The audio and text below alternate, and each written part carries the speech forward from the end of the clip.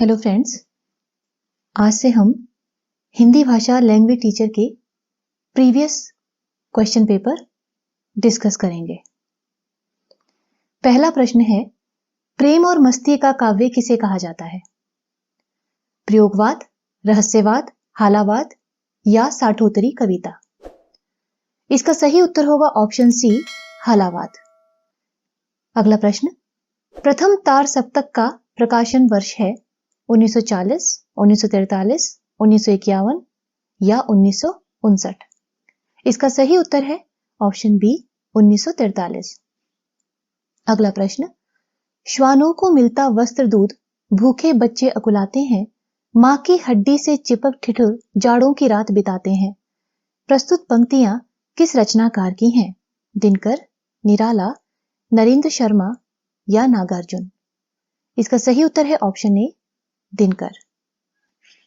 अगला प्रश्न, हाय मृत्यु का ऐसा अमर अपार्थिव पूजन, जब विषण निर्जीव पड़ा हो जग का जीवन। प्रस्तुत पंक्तियां पंत जी ने किसके संबंध में लिखी हैं? अंग्रेजी राज्य, ईश्वर, रूस या ताजमहल? इसका सही उत्तर होगा ताजमहल। जो पंत जी की ताजमहल कविता है, ये प्रगतिशील विचारधारा की कविता है और ये पंत जी के युगांत नामक काव्य संग्रह में संकलित है। अगला प्रश्न है, चांद का मुंह टेढ़ा है हिंदी साहित्य की कौन सी विधा है? काव्य, नाटक, एकांकी या कहानी? इसका सही उत्तर है काव्य। चांद का मुंह टेढ़ा है ये मुक्तिबोध का काव्य है। दिल्ली और मेरठ के आसपास बोली जाने वाली भाषा है अवधी, खड़ी बोली, ब्रजभाषा, मैथिली? इसका सही उत्तर होगा खड़ी बोली, ऑप्शन बी। गद्य और पद्य मिश्रित रचना है खंड काव्य, प्रबंध काव्य, चंपू काव्य या मुक्ता काव्य? इसका सही उत्तर होगा चंपू काव्य।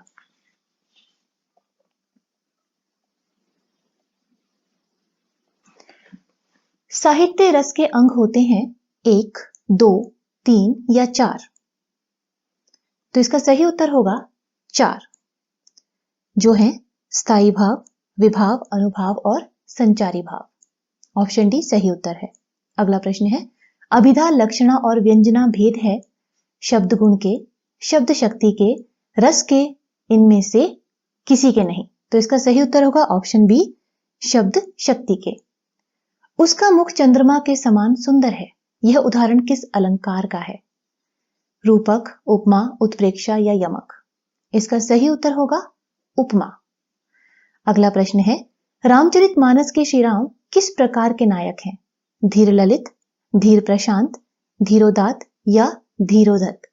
इसका सही उत्तर होगा ऑप्शन सी, धीरोदात। ऑप्शन सी सही उत्तर होगा। अगला प्रश्न है, स्थान, काल और कार्य की एकता को नाट्य शास्त्र में कहते हैं कथानक, कथोपकथन, उद्देश्य या संकलन त्रय? इसका सही उत्तर होगा ऑप्शन डी, संकलन त्रय। अगला प्रश्न, प्रारंभ, प्रयत्न, प्राप्त्याशा, नियताप्ति और फलागम को संस्कृत काव्यशास्त्र में क्या माना गया है? नाटक की कथा वस्तु के विकास की अवस्थाएं, कथा वस्तु के प्रकार, नायक के प्रकार, अर्थ, प्रकृतियां? इसका सही उत्तर होगा ऑप्शन ए, नाटक की कथा वस्तु के विकास की अवस्थाएं। मुंशी प्रेमचंद ने किस विधा का उद्देश्य जीवन के किसी एक अंग या मनोभाव को प्रदर्शित करना माना है? उपन्यास, कहानी, एकांकी या नाटक? इसका सही उत्तर होगा ऑप्शन बी, कहानी। चंद्रधर शर्मा गुलेरी ने किस एकमात्र कहानी के आधार पर हिंदी साहित्य में प्रतिष्ठा प्राप्त की?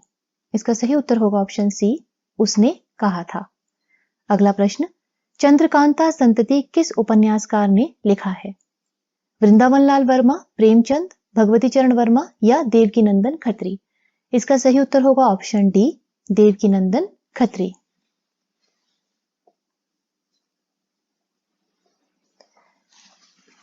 फणीश्वर रेणुकृत मैला आंचल उपन्यास किस प्रकार का है?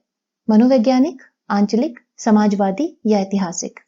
इसका सही उत्तर होगा ऑप्शन बी, आंचलिक। कंकाल, तितली और इरावती किस उपन्यासकार के उपन्यास हैं? प्रेमचंद, अज्ञेय, जयशंकर प्रसाद, यशपाल? इसका सही उत्तर होगा ऑप्शन सी, जयशंकर प्रसाद। आधे अधूरे किस प्रकार की विधा है? नाटक, काव्य, कहानी या उपन्यास?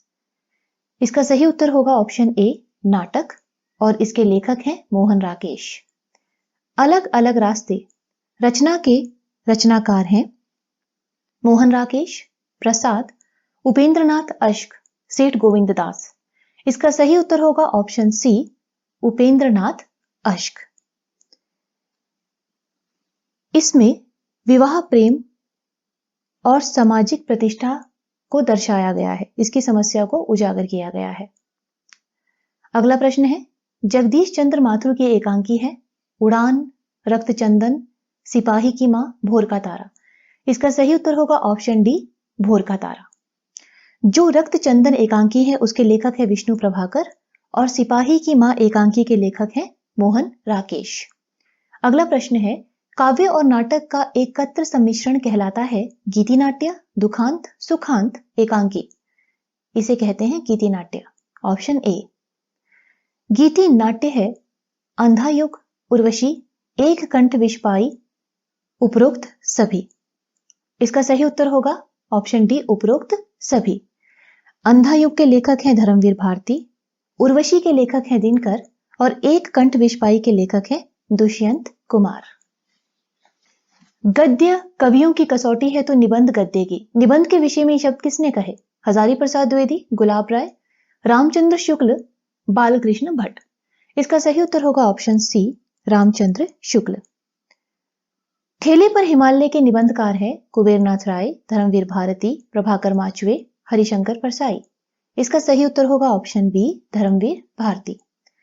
हजारी प्रसाद द्विवेदी का निबंध संग्रह है अशोक के फूल, चिंतामणि, प्रदीप, जितने पंडे उतने डंडे। तो इसका सही उत्तर होगा ऑप्शन ए अशोक के फूल। अतीत के चलचित्र रेखाचित्र किस रचनाकार का है?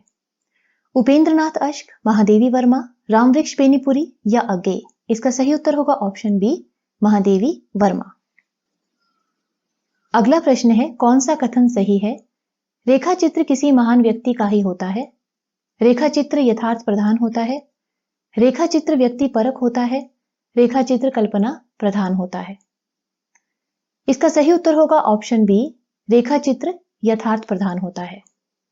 अगला प्रश्न है, अमृत राय कृत कलम का सिपाही किस प्रकार की विधा है? आत्मकथा, रेखाचित्र, संस्मरण या जीवनी। इसका सही उत्तर है ऑप्शन डी जीवनी। अरे यायावर रहेगा याद के यात्रा वृतांतकार कौन है? रामधारी सिंह दिनकर, अज्ञेय, अमृत राय, राहुल सांकृत्यायन। इसका सही उत्तर होगा ऑप्शन बी अज्ञेय। हरिवंश राय बच्चन की आत्मकथा रचना है मेरी जीवन गाथा, आवारा मसीहा, क्या भूलूं क्या याद करूं, मेरी आत्मकहानी। इसका सही उत्तर होगा ऑप्शन सी क्या भूलूं क्या याद करूं। यदि पिताजी को पत्र लिखना हो तो सबसे उपयुक्त संबोधन होगा प्रिय पिताजी, पूज्य पिताजी, मान्यवर या महोदय। इसका सही आंसर होगा पूज्य पिताजी। अगला प्रश्न है, बादल गरजते ही बारिश शुरू हो गई। इस सरल वाक्य का संयुक्त वाक्य है बादल गरजे तथा बारिश शुरू हो गई। ज्यों ही बादल गरजे त्यों ही बारिश शुरू हो गई, जब बादल गरजे तो बारिश शुरू हो गई, इनमें से कोई नहीं।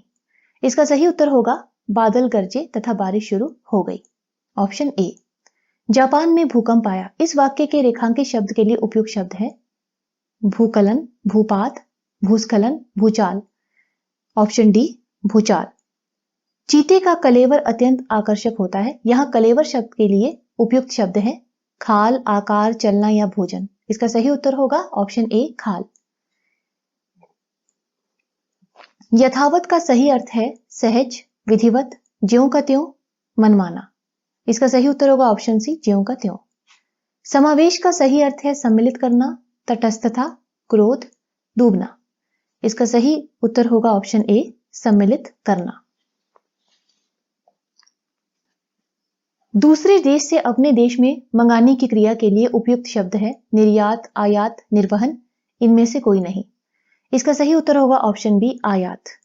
कार्य को नए ढंग से करने की पद्धति के लिए उपयुक्त शब्द है नवीनीकरण, शैलीगत, नवागत, आधुनिकीकरण। इसका सही उत्तर होगा ऑप्शन ए नवीनीकरण। घनिष्ठ संबंध को प्रकट करने वाला मुहावरा है 1 और 11 होना, दूध शक्कर सा मिलना, चोली दामन का साथ होना, एक जान दो शरीर होना। इसका सही उत्तर होगा ऑप्शन सी चोली दामन का साथ होना। बड़ा बुद्धिमान को प्रकट करने वाला मुहावरा है अकल का अंधा, अकल का पुतला, अफलातून का बच्चा, सोने पर सुहागा। इसका सही उत्तर होगा ऑप्शन सी, अफलातून का बच्चा। युवराज तेज दौड़ता है, इसमें तेज है विशेषण, संबंध बोधक, क्रिया विशेषण या क्रिया। इसका सही उत्तर होगा ऑप्शन ए, विशेषण। इतर शब्द का अर्थ है सुगंध, पहला, दूसरा, इनमें से कोई नहीं। इसका सही उत्तर होगा ऑप्शन सी, दूसरा। विपन्न शब्द का अर्थ है गरीब, अमीर, जंगल या मैदान। इसका सही उत्तर होगा ऑप्शन ए, गरीब। किसी व्यक्ति की मृत्यु या किसी गहन क्षति के फलस्वरूप उत्पन्न होने वाला दुख को कहते हैं विषाद, संताप, वेदना या शोक। इसका सही उत्तर होगा ऑप्शन डी, शोक। छोटों के प्रति स्नेह भाव को कहते हैं अनुराग, वात्सल्य, आसक्ति, सच्चा प्रेम। इसका सही उत्तर होगा ऑप्शन बी, वात्सल्य। बलात् शब्द का समानार्थी शब्द है इच्छा से, आधे मन से, जबरदस्ती, सहमति। इसका सही उत्तर होगा ऑप्शन सी, जबरदस्ती। उदात्त का समानार्थी शब्द है महान, नीच, मध्यम, इनमें से कोई नहीं। इसका सही उत्तर होगा ऑप्शन ए, महान। आज के लिए इतना ही।